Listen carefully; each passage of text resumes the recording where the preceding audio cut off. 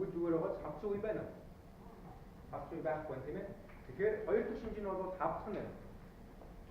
За гурав дахь шинж нь бол үргэлжлэлийн сонгомол шинж буюу улаалт юм. Тавдсан дээрээс нэмэгдээд улаах нь. Тэгэхээр магадгүй та харж ирсэн бол эмээ ч юм уу, аав ээж ч юм уу, эсвэл ах эгч ч юм уу тавдсан тэгээд дээрээс нь улаацсан гэдэг тийм. Та юмд одоо бөмбөг цохиулахаар айс улаагаад хавддаг штеп. Яг ямар хүч үйлснээс шалтгаалаад шалтгаан механизм нь юу байснаас шалтгаалаад хавдаж улаад. За тэгэхээр дараагийнх нь дөрөв дэх шинж бол хавдаж улаахаасаа гадна юу яаж халуун арсны тэмцэлтэй халуун байна.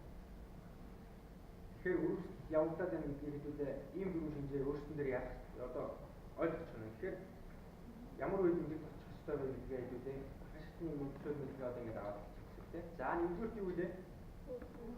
Өвдөн ямар нэгэн гэмтэл авсан газар өвдөл үүсгэх нэ. Хоёрдугаар юу вэ? Хавдах нь. За хавдсан дараагаар яах вэ? Улаах нь. Улаасны дараагаар бүрээд үүсгэхээр яах вэ? Арс нь халуун байх нь. Арсны температур гадны температур ихсэн байх гэсэн үг тийм ээ. За энэ дөрвөн шинжийг бол үргэлжлэлийн сонгодог дөрвөн шинж гэж үздэг. За тэгээд дээрэс нь нүдний үеийн гэмтэлээр бол нугалахад болон тэнийг их хөдөлгөөн маань хязгаарлагдаад ирсэн гэсэн үг. Мэдээж дотор дэлхийн нөгөө нэг зүйл маань алдагдсан учраас нүдний үеийн маань нугалах тэнийг хажуу тишээ хөндлөн тэгдгээ ар зэрэг иргэх юм хөдөлгөөн хийдэг. За тэгэхээр нугалах өндөртөө очих нь ачаал даах чадвар буурна гэсэн үг. Чи өчигдөр маш сайн хийжсэн эргэлдээ хийжсэн бол гэмтэл авсан бол тэрийг хийж чадах. Эсвэл бол маш муу хийгээд хийхэд өлтөлтөө болоод тийм ээ. За тэгээд жирийн мөсний гэмтэл бол шатаар өсгөхөд өвдөн юу юм аа татсан. Одоо шатаар өсгөөд ингэж явхад бүрэн ачаад авч чадахгүй гацх нь тийм. Яг энэ чигтээ ингэ гацчаад хүч алдна гэсэн. Хүч алдна гэдэг маань өвдөг нугадраад нэх болчихно. Тэгэхээр нөгөө дотор талын бүтцүүд маань өөрчлөлтөнд орсон учраас үеийн цацраа хавчаад байна гэсэн үг байхгүй нэгсэн энгийнээс айлтгах. За тэгээд тоо гэсний саяны хэлсэн тоо гэсний гэмтэлийг бол шатаар болох өвдөлтөө болоод байна. Яа тэгээд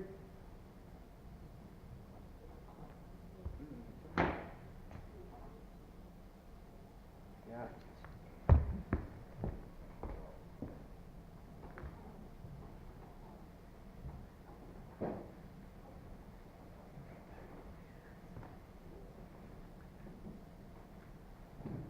무슨 X가 인테인이 나타났죠.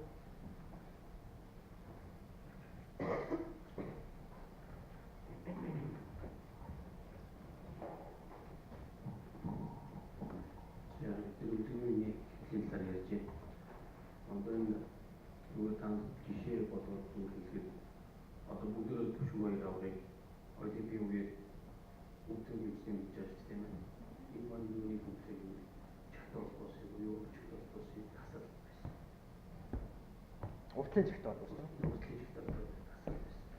Уртлын чигт орсон дасалман одоо юу гэмээр нэг чигт орсон чигт орсон дасал одгийн арын чигт орсон бос гэдэг нь бидний PC гэдэг нь авах стандарт. Тэгээд одоо аль талаас хүч үүслээс хамаарат гадны жирэмс эсвэл гадны жирэмс уурладаг. Энэ уран хэлбэр маань одоо ийм үгний гэмтээ өвдөлт гэмтээ юм яарч болох байхгүй юм. Одоо сарчтар яхад ажиглаас нь жигээ болдог. Үгүй ажигласан гэдэг болдог. Өдөө болдог. Зөв чөлөөс тасал гэмтэл. За энийг одоо өдний одоо энэ маань сүүлийн одоо 2010 оноос хойш өдний одоо гэмтэл маань Монголд 100% онцлог 100% ихлэгийг явуулсан. Үүнээс өмнөх гэмтэлүүд бол одоо бид мэдхгүй байсан. Одоо тэгэхээр гэмтэлтэй байж байгаа мэдхгүй удаахынтай холбоотой одоо нас ихсэн нөлөөлөн гэж яваад байгаа. Энэ маань тэгээд явсаар хамгийн сүүлдээ юу болдог вэ гэдэг нь мэдчихвэл тийм одоо үзэсгэлэн таамаглалт тийм шүү дээ. Тэгэхээр одоо мэдээж тийм үүсгэж байна, тамирч байна. Одоо бид яг нэгдэж шалтгаалж буюу одоо энэ тамирчдээс одоо нуугдгийн одоо шалтгаан үүсвэ. Тэгээд залуу үе багаас нь одоо энэ жоогч санал өгдөг явж гэсэн үйлчлэл одоо шийдвэртэй. За тэгээд сая манай уран сүрийн чиглэлтэй бүгдний үеийн дээр өөрчлөлт орчин байгаа тохиолдол гэлтгүү бүгдний үеч гэлтгүүгээр ер нь бусад үе тийм бусад янз бүрийн гэмтэл таад маань нөгөө зүйлийг хэмэлж байна. Бусад бүх гэмтэл энэ дөрвөн арга хэмжээг аваад сурчих юм бол өөрөө өөрсдөндөө анхны маш мундаг үйлдвэрчтэй гэж бидний явж байна. Тэгээд чаддаг хүмүүс хүн явах. Түүнээс биш нөгөө ардын одоо яг бид нэр одоо юу гэж одоо өмнөх үеэ дээд үеэ сонсогчгүй гэхдээ бас одоо нөгөө нийгэм өөрчлөгдөж байгаа. Тэгээд дээрээс нь хүн болгон нийгмээ дагаад өөрчлөгддөг хүн болгон бизнес одоо жишээ нь ингэж ярьдаг штеп. Ер нь хичтийн мэдээ нүг юу гэхээр бидний үед аав ээжнэрийнхээ үеийн биеийг аав ээжнэрийнхээ биеийг хөвчгүй. Манай үеийнхний биеийг бидний үе хүүхдүүд үе хойчхон хөвчгүй. Энэ нийгэмтэй холбоотойгоор ингээд бидний идэж ууж байгаа хоол хүнс тэгээд дээрээс нь одоо энэ агаарын бохирдол нийгмийн стресс энэ бүх хүчнүүдэд нөлөөлж байгаа. Тэгэхээр энэ одоо дөрвөн арга хэмжээг л аваад сурчих. Хамгийн нэгдээд одоо энэ rice гэдэг хэлж. Англиэд орж байгаа тийм ээ rice гэдэг нь юу вэ? Цагаан будаа тийм ээ. Гэхдээ энэ цагаан будаа гэдгээр сэжлэхгүй би та хэд тогтоох үүднээс rice гэж хэлж байгаа шүү дээ. R гэдэг нь юу вэ гэхээр breast буюу юу вэ? Хэлбүртэй нэ. Хэрвээ гимтсэн болвол битгий гişиг. Одоо жишээ нь хамгийн тохиолдол жишээ бол гурван будаа бидний. Гурван будаа гүйцэж байгаа гимтсэн юм шиг яг татахыг таг гэдэг. Заавал энэ бол хамгийн буруу. Ерөөсөө breast гэдэг маань бүтлгүүний хязгаарлаад өгөөч.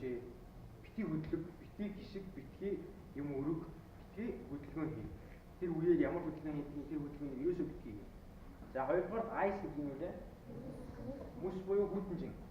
Хүйтний физикийн үйлчлэгээ үзүүлэх ёстой. Тэгснээрээ хэлсэн одоо доторх цусны судсууд маань хүйтний хүчтэй агшаад 5 хавдар үүсгээс нөгөө өрөвслийн процессоос сэргээлээд хэлж юм гэсэн. Гэхдээ хүйтэнжин тавих үе гэж байдаг. Дөнгөж гимтсийн дараагаар тавих ёстой. Бусад хагалгааны дараа маш өмнө тавих ёстой. Гэхдээ бас тавьж болохгүй үе гэж байна. Тэгэхээр гимтсийн дараагаар одоо яаж гимтэл үрцэн хэрэггүй ярьж байгаа. Одоо хэрвээ гимтсэн тохиолдолд тийм бага хэмжээний ч бай, дунд хэмжээний ч бай, хүндэлтэрч бай, хүндэлж гимтсэн тохиолдолд ерөөсөө бүхэн жил хамгийн ихний жоохон хазгай гიშгсэнд бол суулгаад багш нь суулгаад хөдийн маш сайн одоо амраагаад бүхэн жил явах хэрэгтэй. Яагаад гэвэл 3 дугаар компресс гэхээр юу гэсэн үг вэ? Даралт гэсэн үг. Яг даралт үзүүлэх хэрэгтэй.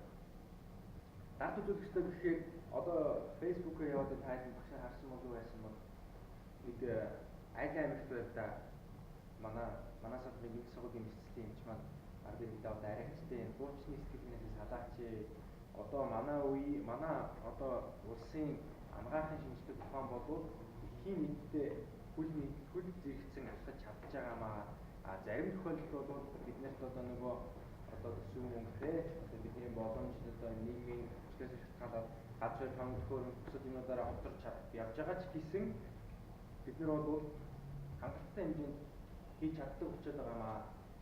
Тэгэхээр тэр нэг юм зураг гэсэн тань хараагүй юу? Чихд нь хуурцсан, сав тавиад боодсон, чих тавиад, мод тавиад хийгдв. Тэгээд тэрнтэйгээ 14 гэлөө 20 гэлөө онцсон. Тэгээд бүр юу ярьсан? Хатамг шиг үлдсэн. 38-аас одоо ерөөсөө арьсны цаад яс болсон. Тэгэхээр одоо ийм асуудлыг бид нар одооноос ийм асуудлыг хэдүүлээ хандах хэрэгтэй.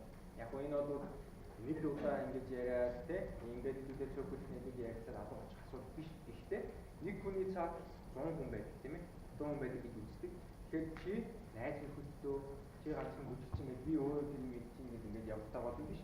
Чи бусад найзуудтай тийм хар гэрийнхэнтэй тэгээд хамаатан садандаа тэгдэг байхгүй юу? Ийм байсан, ингэж ярьж исэн. Тэгээд нэг түгээх юм бол цаашаага бид нэр энэ одоо энэ өөрсдөө дуран гэж живжигдэг. Тэгээд энэ ардын одоо хуучин